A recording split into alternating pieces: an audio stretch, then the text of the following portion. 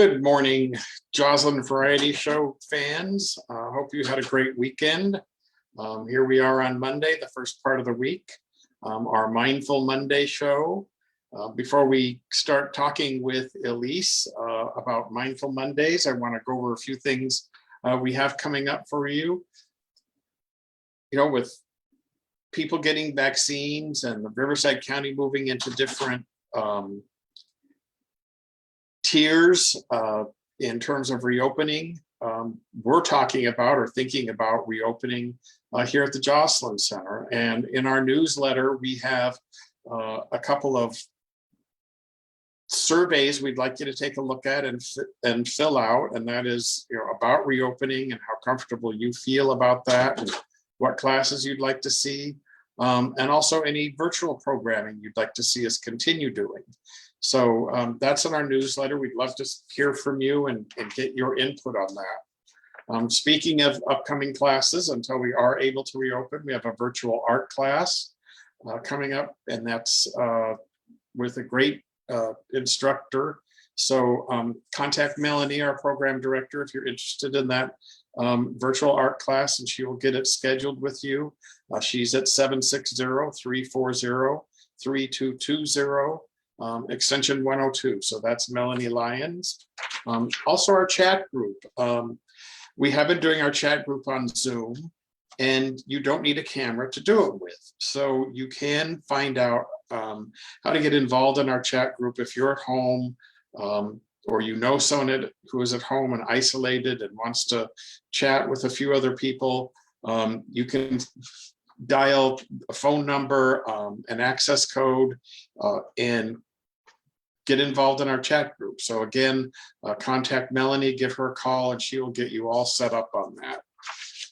Also, we have upcoming a free program, Personal Protection for Seniors, and that's on Tuesday, April 27 at 11 o'clock. And that's to teach practical concepts in personal protection, and it will be demonstrated for you. And ways you can protect yourself using maybe common household items or a cane, or how to respond to overcome a threat, and things that you can do to keep yourself safe. And since we're all starting to get out there in the community a little bit more, it's becoming more important that we do that. The other thing that's becoming more important is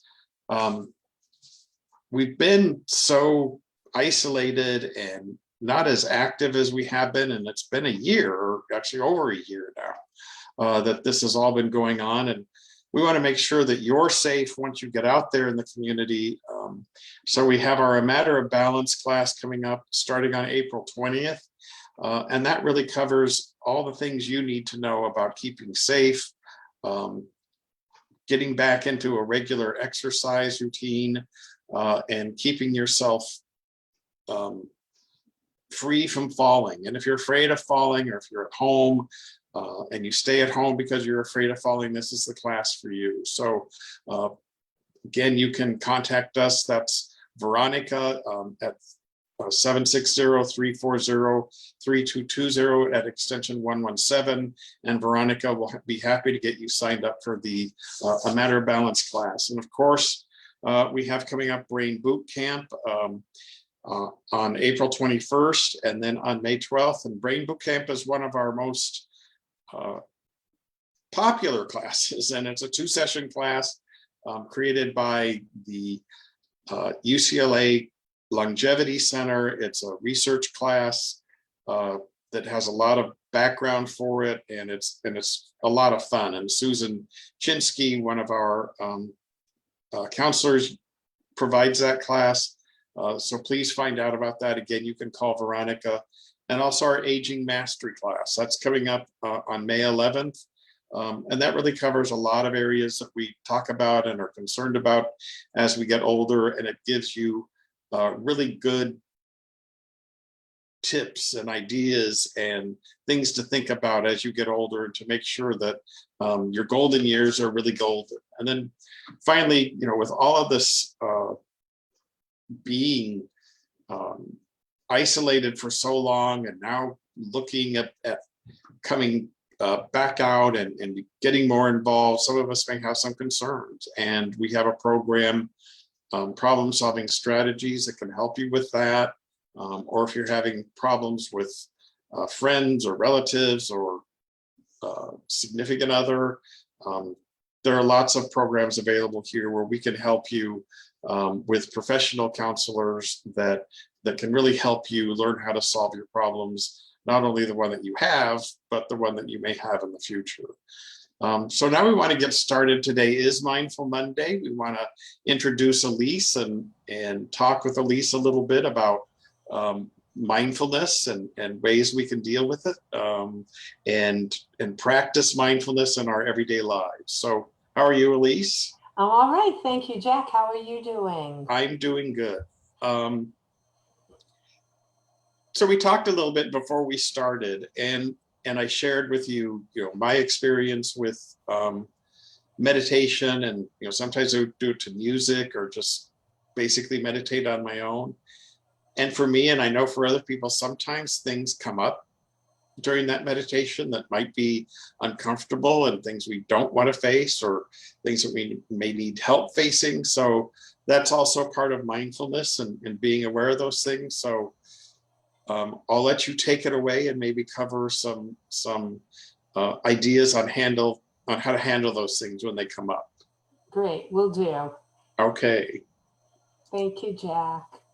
Hi, everybody. How are you? I'm glad to be here with you. Let's first do some breathing in the way of mindfulness, breathing and moving. 3 deep breaths in through the nose, out through the mouth. In through the nose, out through the mouth. One more. All right, that should relax us a little bit. Last week, I'm going to get to the meditation question, Jack, but last week I want to follow up. I had planted the idea of us imagining what mindful eating would be like. We've been talking a lot about mindfulness, but not in terms of our food intake. So I asked you all to think about it. Have you had any thoughts about that, what it would be? What would mindful eating be? I think that mindful eating is being extremely aware of each bite and the taste of it and the feel of it and trying to enjoy it and being very mindful. So how could we increase mindfulness of when we eat? Well, one way is putting down our utensil between bites. I don't know about you all, but I know how to hoover down my food like a vacuum cleaner, but I have to really work to be slower and more mindful and enjoy my eating. So putting down the utensil between bites. Another way is to not do anything else while you're eating.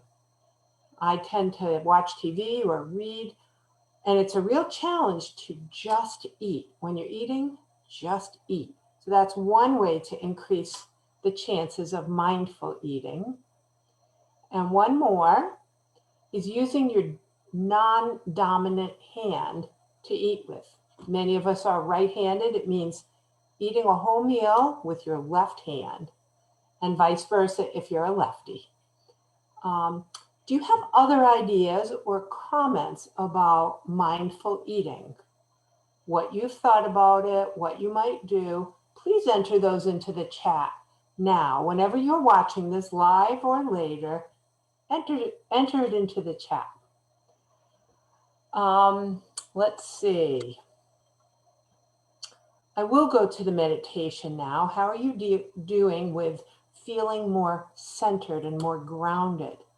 So I know what Jack is talking about, that when I meditate, some ideas can come into my mind that I don't like, or they make me feel sad. And the same thing is, even if happy ideas come into my mind, the idea is to let them go. So you can notice that the thing to do always in meditation is notice and then let it go. So you can notice, that's a sad thought. That's not one I want to pursue. And you can tell yourself, I'm not pursuing that right now. So you can think of anything you want, it will just happen, but you don't have to follow those thoughts and get involved in them. So I think, oh, that's a very troubling thought. I'm not going to pursue that. I'm going to go back to my breathing. And the breathing is called an anchor. Sometimes it's called a mantra. Other time, there are many different anchors to the present moment. And breathing is the one that I use. A lot of people use breathing, but you can use a mantra. You can use sound. So if a bad thought comes into your mind, it's the same thing as if there was a big boom outside. Maybe there was, I don't know, an explosion, a car accident, whatever. You would hear that when you meditate, and you would notice it, and then you would just go back to your anchor. But sound can be an anchor too. But let's stick with breathing or a mantra. And what's a mantra? A sound or a word that you just keep repeating to yourself. And when you realize you're not thinking of it anymore, you come back. And it can be anything you want. It can be peace, God, anything that you like.